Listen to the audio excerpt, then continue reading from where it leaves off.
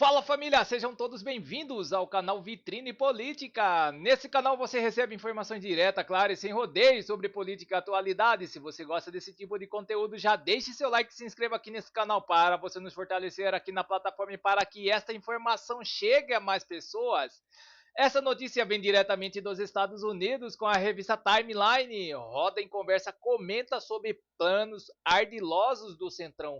Assista esta matéria até o final para você entender melhor tudo sobre o que está ocorrendo e vamos deixando os créditos para a revista Timeline aqui na plataforma. E não se esqueça de deixar o seu comentário, de dizer de qual cidade você vê esta matéria e também de ativar o sino para você se manter informado sobre tudo o que acontece na política do Brasil e do mundo. Sem mais enrolações, vamos à matéria.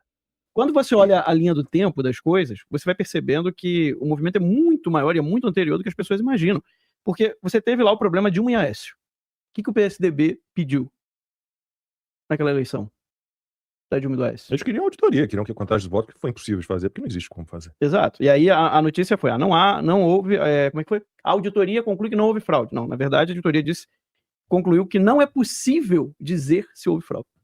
Essa é a conclusão. Análise da PF. Né? Então por isso que eu nunca caí nessa. Não, Lacombe nunca disse que houve fraude. Eu não posso dizer nem que houve, nem que não houve. É impossível. Ninguém pode dizer. É impossível. Ninguém pode dizer. E a auditoria do PSDB, na época da Dilma e Aécio, falava isso. Então, assim, a gente tem o Centrão ali nervoso, porque eles queriam, né?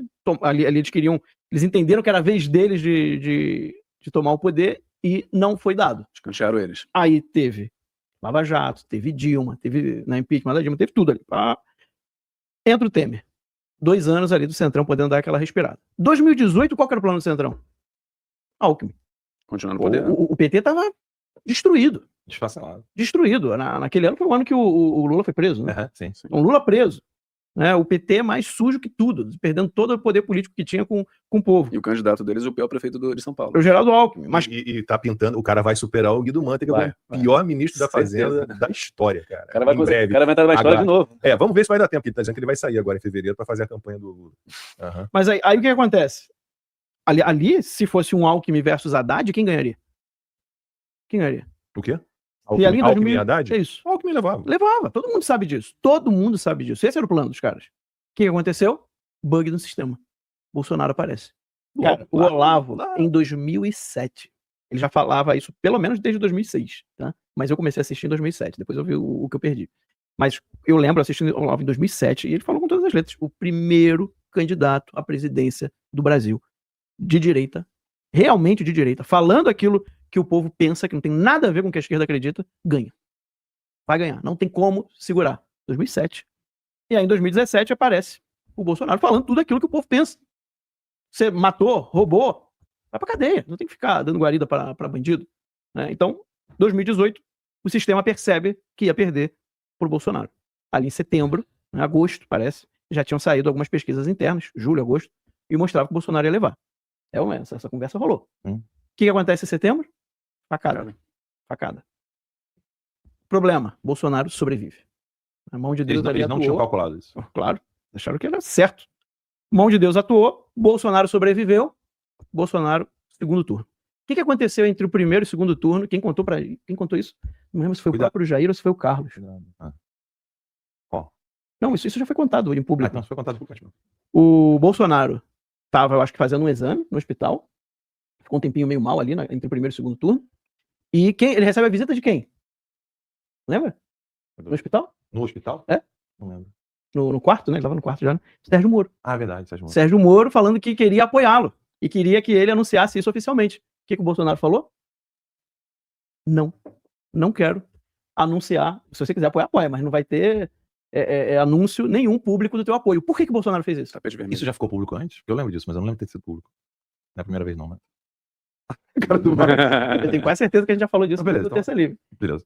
Por que o Bolsonaro não aceitou o apoio do Moro? A galera falou, me lembro perfeitamente. Então já era em público, né? Porque ele não queria que a vitória dele no segundo turno fosse atribuída ao Moro, ao apoio do Moro. Ele sabia que isso podia ser usado contra ele. Entendeu? Porque aí se eles fazem todo um show ali, né? Uma cena, o Moro está apoiando o Bolsonaro e o Bolsonaro ganha, a mídia inteira ia falar que ele só ganhou por causa do Moro. Vocês percebem que é o Centrão o tempo inteiro? Manipulando o jogo. O tempo inteiro, tá? Bolsonaro ganha, acaba colocando o Moro como ministro da Justiça. Assim, eu pensava que o Moro era uma pessoa, né, normal, né, nesse ponto. Pra todos nós, né? O que acontece? O Moro vem com aquela história de renunciar. Por quê? Porque o Bolsonaro estava favorecendo. Tinha um esquema de favorecimento. É. Ele falou isso. Que era pra favorecer o Flávio. E que tinha a gravação. Não, a gravação não. Ele ia comprovar. Ele não tinha gravação. Falou né? que ia comprovar. Ele não sabia que tinha sido gravado. Ele falou que, Na reunião. que foi falar na reunião dos ministérios, ele falou lá do dia da reunião. Pá. E que ele tinha prints de conversas e tudo. O que aconteceu? Que o Moro não esperava, nem o Centrão esperava. A gravação da reunião tava... Bolsonaro tinha gravado a reunião. E ele não sabia. A gravação vai para a justiça, porque era uma denúncia. O Moro até hoje não respondeu por isso, né? Não. Falsa comunicação de crime. Foi. Né? O que acontece? A gravação tinha nada. Nada do que o Moro falou. Muito pelo contrário, tinha favorecendo a favor. o Bolsonaro. A gravação fez o Bolsonaro virar aquele... Todo mundo falava na época, peça de campanha publicitária pra 2022. Como é que é o nome daquele personagem que tem um tapetão assim, fortão? Johnny Bravo. Todo mundo falou que o Bolsonaro virou Johnny Bravo depois daquela ali, velho.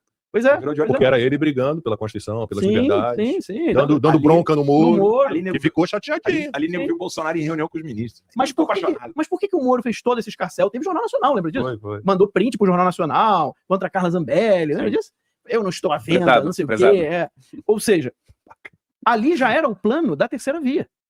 Ali já era o Centrão tentando gestar um candidato que pudesse ganhar o Bolsonaro. Eles percebem que esse plano ia dar certo. Ao mesmo tempo, teve lá aquela ressurreição do Lula, porque era o plano B. Eles perceberam que não tinha ninguém que realmente pudesse vencer o Bolsonaro. A única opção que restou era o Lula, mas era um preço alto por causa da esquerda, mas não teve jeito. Vieram com o plano Lula. Lula assume, né? Toma o poder, assume. O que acontece? Agora a gente tem que acabar com o Bolsonaro para não ter risco dele voltar. E a gente acaba com o Lula e coloca alguém pro Centrão. O que aconteceu? O Bolsonaro é preso, fica inelegível, e aí o Bolsonaro quebra todo o plano deles, que era a questão do Tarcísio. Com botar o Tarcísio, por exemplo, a Michelle ou o Flávio de vice, né? E o Bolsonaro diz, não, meu candidato é o Flávio. Cara, ele quebrou anos de planejamento de trabalho do Centrão ali. Então, assim, quando eu vejo o Silas com raiva, eu fico preocupado, porque... Então, fazia parte disso? Eu não sei. E vamos para mais notícias no site Poder 360. Everton Rocha era braço político do careca do INSS, afirma a PF. Investigações apontam para a relação direta entre o pivô de esquema na Previdência e o senador, alvo de busca e apreensão nesta quinta-feira. Investigações da Polícia Federal apontam que o senador Everton Rocha deu suporte político para as atividades empresariais e financeiras de Antônio Carlos Camilo Antunes, que ficou conhecido como careca do INSS. O senador é considerado pela corporação como um dos líderes da organização criminosa que fraudou beneficiários do INSS. Everton foi alvo de busca e apreensão em sua casa em Brasília na manhã desta quinta-feira. Não houve ações do gabinete do congressista. A Polícia Federal e a CGU, Controladoria Geral da União, deflagraram a nova fase da Operação Sem Desconto, que apura um esquema nacional de desconto associativos não autorizados aplicados sobre aposentadorias e pensões do INSS. A operação foi autorizada pelo ministro André Mendonça do STF. Segundo a corporação, o careca do INSS tinha problemas financeiros antes de atuar nas fraudes de beneficiários da Previdência. Assim que ele entrou no esquema, teve uma ascensão patrimonial abrupta. Os enriquecimentos de Antônio foi viabilizado por suporte político, diz a PF. Para os investigadores, o careca do INSS era um trabalhador comum, com dificuldades financeiras antes de acessar oportunidades abertas por esse canal.